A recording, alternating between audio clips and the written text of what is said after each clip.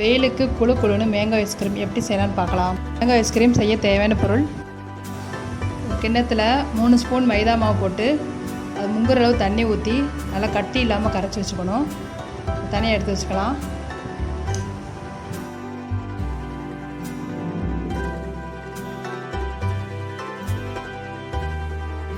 பாருங்கள், இந்த அளவு கட்டி இல்லாமல் கரைச்சி எடுத்து வச்சுக்குவோம்.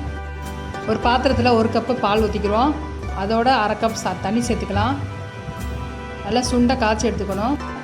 1 ஸ்பூன் வெண்ணிலா எசன்ஸ் ஊற்றி நல்லா கலந்து கொதிக்க விட்டுக்கலாம். இப்போ பால் நல்லா கொதிச்சிருச்சு. இதோட 1 கப்பு ஜீனி சேர்த்துக்கலாம். சேர்த்து நல்லா கலந்து விட்டுக்கலாம்.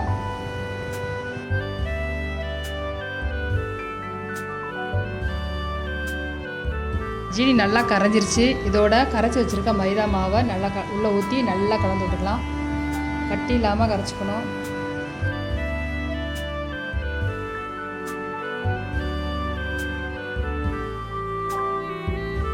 கொதிச்சிருச்சு. இப்போ எடுத்து பார்த்தா இந்த பதத்துக்கு இருக்கணும்.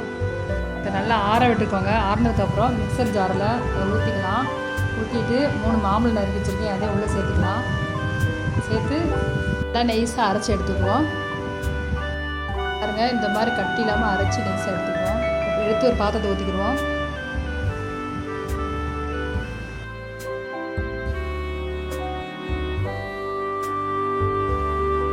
ஊற்றிட்டு ஒரு ஸ்பூன் வச்சு நல்லா சமப்படுத்திடுறோம். அதுக்கப்புறம் மூடி போட்டு முடிக்கலாம். ஃப்ரிட்ஜில் ஒரு 5 மணி நேரம் வச்சுக்கலாம். இப்போ ரெடி ஆகிடுச்சு. வெளியே எடுத்துக்கலாம்.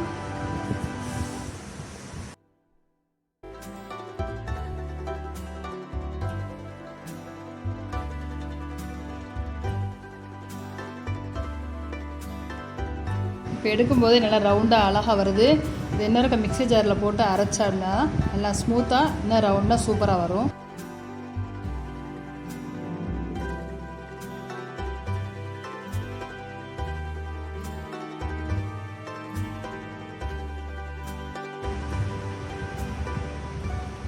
இப்போ மிக்ஸியில் போட்டுக்கலாம்.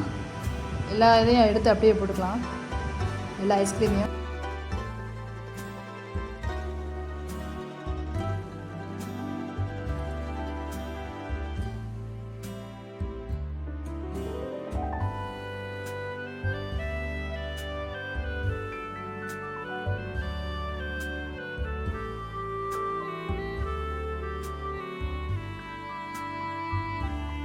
ஐஸ்கிரீமை நல்லா நைஸாக அரைச்சி எடுத்துக்கலாம். ஐஸ்கிரீம் அரைச்சி எடுத்தாச்சு. திரும்ப ஒரு பாத்திரத்தில் ஊற்றிக்கலாம். ஊற்றி நல்லா சமப்படுத்திக்கலாம்.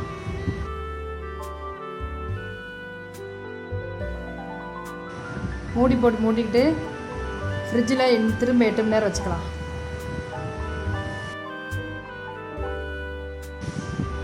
மணி நேரம் ஆயிடுச்சு. ரெடி ஆகிடுச்சு. வெளியே எடுத்துக்கலாம். நல்லா கட்டி ஆயிடுச்சு. இதையும் ஸ்கூப்பாக எடுத்துக்கலாம். பாருங்கள், எவ்வளோ அழகாக க்ரீமியாக சூப்பராக வந்திருக்கு. இது ஒரு பவுலில் மாற்றிக்கலாம்.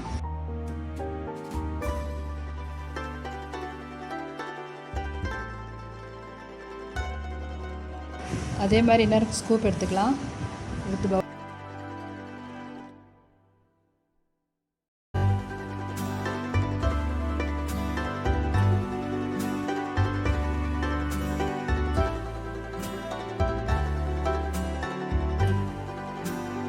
டேஸ்டியான மேங்கோ ஐஸ்கிரீம் ரெடி ஆயிடுச்சு.